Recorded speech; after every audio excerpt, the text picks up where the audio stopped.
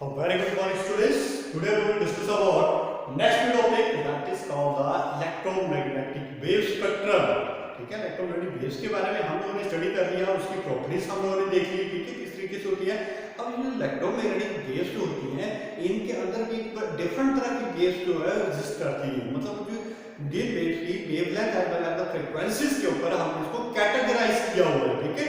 तो इसी पैटर्न को हम क्या बोलते हैं, इलेक्ट्रोमैग्नेटिक वेव स्पेक्ट्रम। ठीक है, होता क्या है कि हमारे पास जो अलग-अलग वेव्स आती हैं उनको हम या तो उसकी फ्रीक्वेंसीज के ऑर्डर में या तो वो डिक्रीजिंग होगा या वो इंक्रीजिंग होगा, या तो फिर वेवलेंथ के ऑर्डर में या तो वो भी डिक्रीजिंग या फिर इंक्रीजिंग ऑर्डर में लिया जाएगा जब हम उनको सभी वेव्स को अरेंज करते हैं। ठीक है, जब अरेंजमेंट जो करते हैं सभी की, उनकी अरेंजमेंट के पैटर्न को हम क्या बोलते हैं, इलेक्ट्रोमैग्नेटिक वेव स्पेक्ट्रम बोला जाता है। यानी कि आज जो हम टॉपिक स्टडी करने जा रहे हैं इन्हीं को हम डिटेल में स्टडी करेंगे। किसके बारे में, इलेक्ट्रोमैग्नेटिक वेव्स कितनी तरह की होती है, ठीक है, कौन कौन सी वेव इसके अंदर इंक्लूड होती हैं, वन बाय वन की फ्रीक्वेंसीज कितनी होती हैं, ठीक है, किस रेंज में होती है, उसके बारे में हम स्टडी करेंगे। तो देखो यहाँ पे इलेक्ट्रोमैग्नेटिक वेव स्पेक्ट्रम क्या होता है, the whole range of frequency, जितनी भी फ्रीक्वेंसीज की रेंज आती है इलेक्ट्रोमैग्नेटिक वेव्स में, या तो फिर वेवलेंथ, यहाँ की वेवलेंथ के ऊपर हम उसको कैटेगराइज करते हैं अरेंज इन असेंडिंग और डिसेंडिंग ऑर्डर। या तो हम उसको असेंडिंग ऑर्डर में अरेंज करेंगे या डिसेंडिंग ऑर्डर में अरेंजमेंट करेंगे, ठीक है। That particular pattern is called the electromagnetic spectrum. इसी को हम क्या बोलते हैं, इलेक्ट्रोमैग्नेटिक स्पेक्ट्रम। अब ये जो हमारे पास डिफरेंट विजुअल कलर्स जो आते हैं, विजुअल कलर कौन से होते हैं, for example your VIBGYOR pattern जो होता है, ये सारा का सारा क्या है, विबग्योर पैटर्न, ठीक है। वॉयलेट, जैसे ये लिखो मैंने यहाँ पे violet, indigo, blue, green, yellow, orange, red, ये सारे के सारे जो पैटर्न्स होते हैं ये भी इलेक्ट्रोमैग्नेटिक वेव्स के ही अंडर आते हैं। यानी कि ये भी क्या है, इलेक्ट्रोमैग्नेटिक वेव्स की ही वेव्स होती हैं ये, ठीक है। तो इनके बारे में हम बार बार स्टडी करेंगे। तो लेट्स डिस्कस दिस पार्ट। यहाँ पे मैंने एक पैटर्न क्रिएट किया हुआ है, ठीक है। जैसे कि ये पैटर्न यहाँ पे इस विड्थ बैंड विड्थ बनाई हुई है, तो विड्थ किसको रिप्रेजेंट करेगी, फ्रीक्वेंसी रेंज को रिप्रेजेंट करती है, ठीक है। अगर हम यहाँ पे गामा रेज से चलते हुए रेड वेव की तरफ जाते हैं, रेडियो वेव की तरफ जाते हैं, सॉरी रेडियो वेव की तरफ जाते हैं, तो ये क्या बता रहा है, हम लोगों को डिक्रीजिंग फ्रीक्वेंसी को रिप्रेजेंट कर रहा है, डिक्रीजिंग फ्रीक्वेंसी, और या तो फिर इंक्रीजिंग वेवलेंथ। क्योंकि क्या होता है, फ्रीक्वेंसी जो होती है गामा रेज की ज्यादा होती है और रेडियो वेव की जो फ्रीक्वेंसी होती है वो क्या होगी, कम होती है, ठीक है। जबकि वेवलेंथ जो है गामा रेज की कम होती है और वेवलेंथ जो रेडियो वेव की होगी वो ज्यादा होगी, ठीक है। जब हम सारे के सारे वेव्स को इस पैटर्न में एक तरह से अरेंज किया हुआ है, this particular arrangement is called as the electromagnetic spectrum. ये सारा पैटर्न जो हमने अरेंज किया हुआ है सभी वेव्स का, इसी पैटर्न को हम क्या बोलते हैं, इलेक्ट्रोमैग्नेटिक स्पेक्ट्रम बोला जाता है, ठीक है। तो सबसे पहला जो आता है हमारे पास topic, that is the gamma rays. पहला क्या रहेगा हमारे पास, गामा रेज के बारे में डिस्कस करेंगे, ठीक है। गामा रेज की जो वेव फ्रीक्वेंसी की रेंज होती है दैट इज 3 × 10⁻18। इट होगा 3 × 10⁻18 टू 3 × 10⁻22 हर्ट्ज। मतलब ये जो रेंज आ रही है यहाँ पे लोएस्ट रेंज कितनी होगी गामा रेज की, और ये हाईएस्ट रेंज कितनी आएगी गामा रेज की, ठीक है। तो लोएस्ट होगी हमारे पास 3 × 10⁻8, ठीक है, और हाईएस्ट कितनी बनेगी यहाँ पे 3 × 10⁻22। मतलब ये रेंज एक बिट तो बता दी, बैंड बता दिया है कि हमारे पास गामा रेज की जो फ्रीक्वेंसी की रेंज होगी वो कहां से कहां राइज करेगी, इस रेंज से 3 × 10⁻18 से स्टार्ट होगी और कहां तक रहेगी, 3 × 10⁻20 हर्ट्ज तक, ठीक है, 22 हर्ट्ज तक। अब देखो ये गामा रेज जो होती है वो कहां से दी जाती है। गामा रेज के बारे में आप लोगों ने पहले पढ़ा होगा। अगर हमारे पास एक एटम है, ठीक है, उसकी सराउंडिंग में जो इलेक्ट्रॉन जो रिवॉल्व कर रहा है हमारे यहाँ पे, ठीक है, इलेक्ट्रॉन जो है किसी फॉर्म में इसने एनर्जी को गेन किया, जब इस इलेक्ट्रॉन के पास एनर्जी आ जाएगी तो वो क्या करेगा, अपने ऑर्बिट को छोड़ के कहां पे जाएगा, हायर ऑर्बिट में जंप कर जाएगा। कहां पे जंप कर जाएगा, हायर ऑर्बिट में जंप कर जाएगा। अब उसने वहां पे देखा कि वहां पे उसके पास तो बेकर स्पेस ही है ऑर्बिट के पास, क्योंकि ऑर्बिट का एक पर्टिकुलर पैटर्न होता है, वहां पे भी वो उसको बेकर स्पेस पे ही बिठा सकता है। और जहां पे उसके पास बेकर स्पेस अवेलेबल नहीं है तो इलेक्ट्रॉन को क्या करना पड़ेगा, यहां से वापस आना पड़ेगा, ठीक है, वापस उसी ऑर्बिट में आना पड़ेगा। जब वो वापस आएगा तो उसकी एनर्जी को मैच नहीं कर रही उस ऑर्बिट के साथ, तो अपनी एनर्जी को करेगा पहले ये रिलीज करेगा। अब ये जो एनर्जी की रिलीज हो रहा है that will be in the form of the gamma raise. इस फॉर्म में रिलीज हो रही है गामा रेज की फॉर्म में रिलीज करता है, ठीक है। और आपने बेसिकली सुना भी होगा रेडियो एक्टिव सब्सटेंसेस के बारे में सुना होगा। रेडियो एक्टिव सब्सटेंसेस क्या होते हैं? जो लगातार अल्फा बीटा गामा रेज को एमिट करते रहते हैं, ठीक है। तो वहां से भी क्या होता है, गामा रेज जो एमिट होती है, that is all because of the disturbance created in the nucleus. जो न्यूक्लियस के अंदर डिस्टर्बेंस होती है, मतलब उनकी रेशियो जब मैच नहीं होती तो वो उसमें डिस्टर्बेंस क्रिएट रहती है, ठीक है। उसकी वजह से वो लगातार वो एमिट होते रहते हैं। तो ये गामा रेज होती है। अब गामा रेज की प्रॉपर्टीज देखो। गामा रेज जो होती है बड़ी ज्यादा स्ट्रॉन्ग पेनिट्रेटिंग पावर होती है इसके पास। क्या होता है? पेनिट्रेटिंग पावर ज्यादा होती है, मोर पेनिट्रेटिंग पावर। पेनिट्रेटिंग पावर क्या होता है इसके पास? पेनिट्रेशन पावर ज्यादा होती है, मतलब ये किसी मटेरियल पे काफी दूर तक लोगों को उसको पेनिट्रेट करेगी in comparison to the alpha था बीटा रेज, ठीक है। अब ऐसा क्यों होता है? Because of this neutral charge gamma rays, ठीक है। गामा रेज के ऊपर जो चार्ज होता है वो क्या होता है? न्यूट्रल होता है, ठीक है। तो इसकी वजह से क्या होता है, वो इसकी पेनिट्रेशन पावर जो होगी वो ज्यादा हो जाएगी। जैसे मान लेता हूं मेरे पास अगर एक ब्लॉक है, मैं भी ब्लॉक में 3 रेज भेज रहा हूं, कौन कौन सी? एक अल्फा भेज रहा हूं, दूसरी बीटा भेज रहा हूं, ठीक है। बट जब मैं गामा भेजूंगा तो वो काफी दूर तक उसको पेनिट्रेट करेगी, ठीक है। Because of this property we can use this gamma rays for the very different purposes, ठीक है। अलग अलग पर्पसेस के लिए हम इसका यूज करते हैं। अब ये गामा रेज की एनर्जी भी ज्यादा होती है, एनर्जी ज्यादा होगी तो क्या करेगा?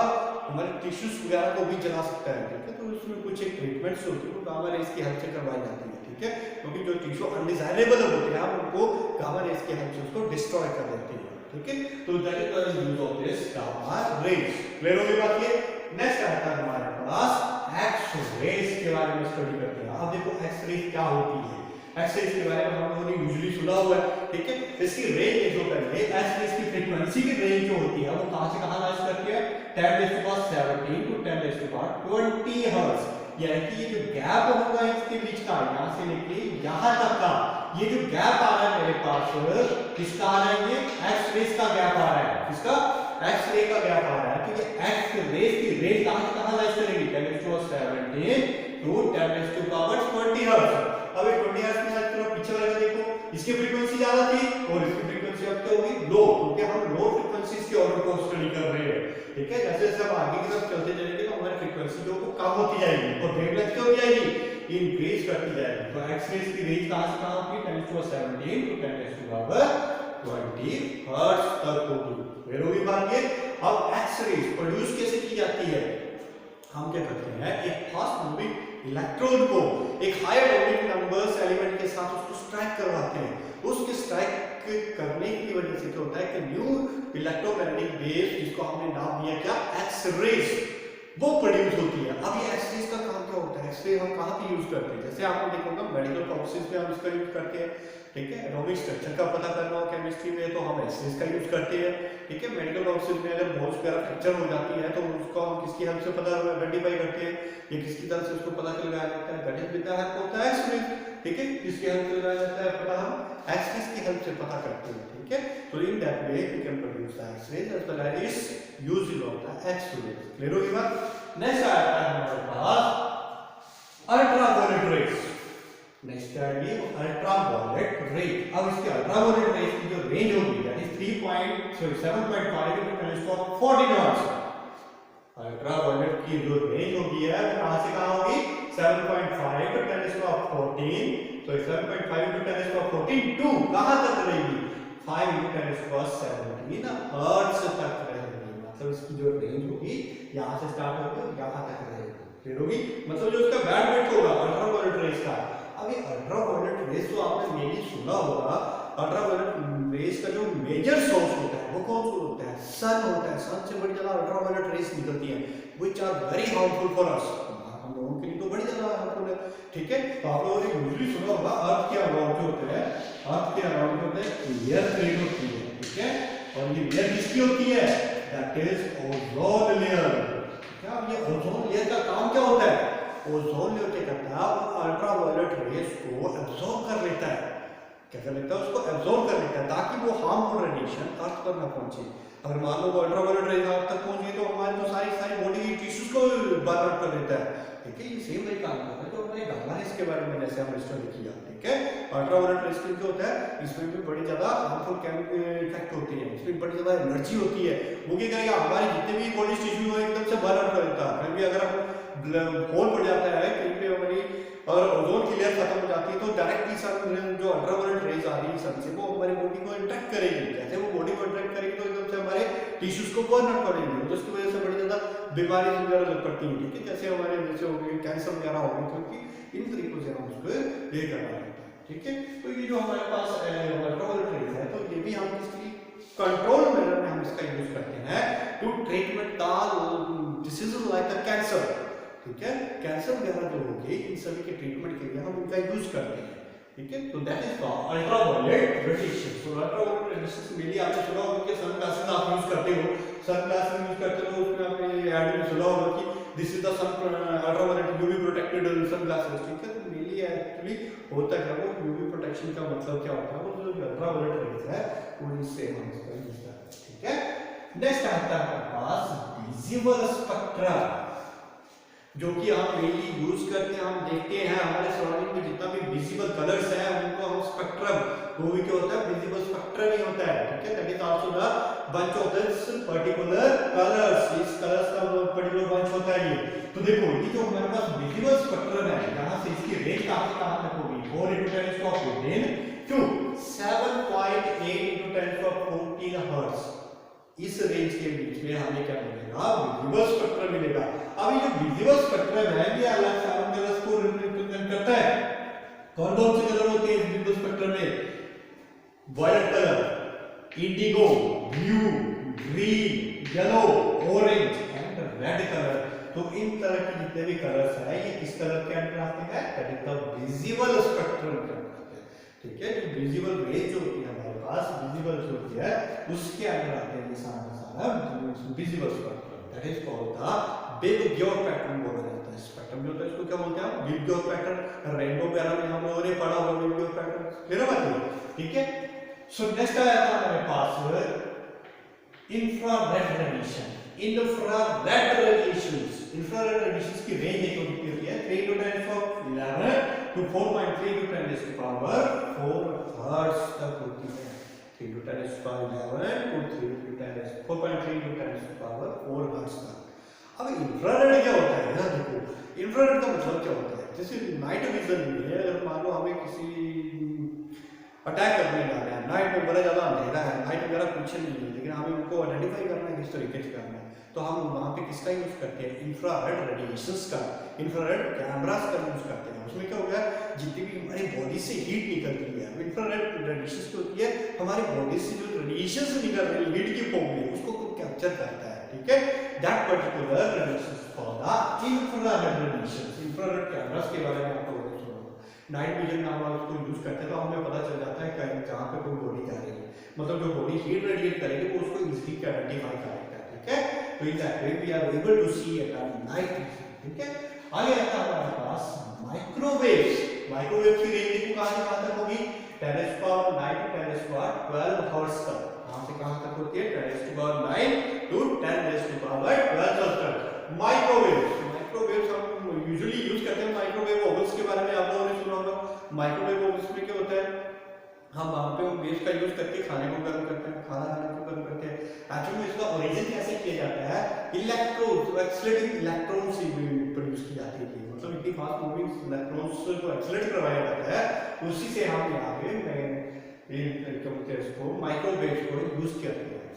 अब यूजुअली आपने सुना होगा रडार सिस्टम के बारे में सुना होगा, ठीक है।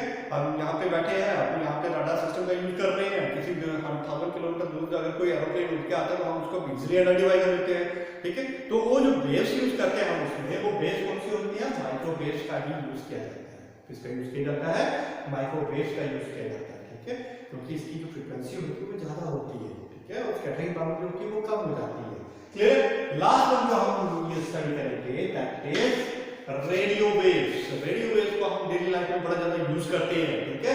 रेडियो वेव्स की रेंज देखो कहां से होती है, 5 किलोहर्ट्ज, कहां से 5 किलोहर्ट्ज स्टार्ट होती है, कहां तक जाती है 1000 मेगाहर्ट्ज, इसका याद रखना, कहाँ से 5 किलोहर्ट्ज से स्टार्ट होगी, कहाँ तक जाएगी 5000 मेगाहर्ट्ज तक जाती है, ठीक है।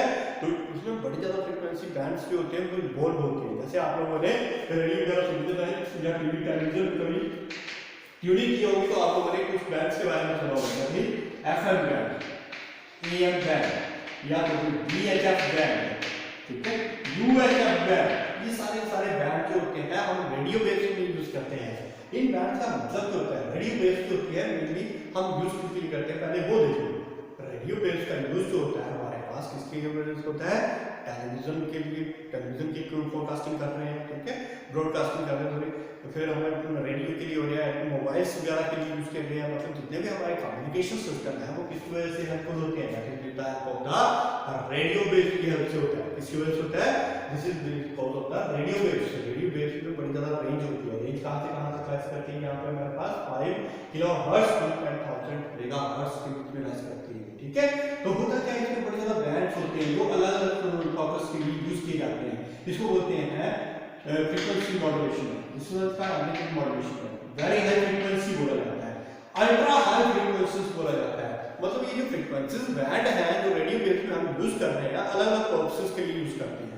मान लो हमें छोटी सी ब्रॉडकास्टिंग करनी है, हम ये रेडियो स्टेशन से हम यहाँ तक ब्रॉडकास्टिंग करनी है, किसके लिए करनी है हमें, किसके लिए, रेडियो वेव्स के लिए। हमें कुछ सिग्नल ट्रांसमिट करना है तो हम सिंपल लोअर फ्रीक्वेंसी वेव का एक लोअर फ्रीक्वेंसी एलएफडब्ल्यू का भी यूज करते हैं, ठीक है, मतलब lower frequency.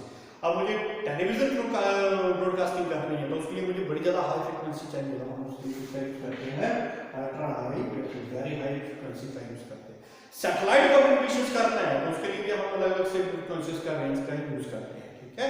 So all this about the electromagnetic wave spectrum. So ये सारा किसके अबाउट हम स्टडी कर रहे हैं, इलेक्ट्रोमैग्नेटिक वेव स्पेक्ट्रम के बारे में, ठीक है। This one is the complete order of this electromagnetic waves around with their frequencies. मेरा बात है सभी को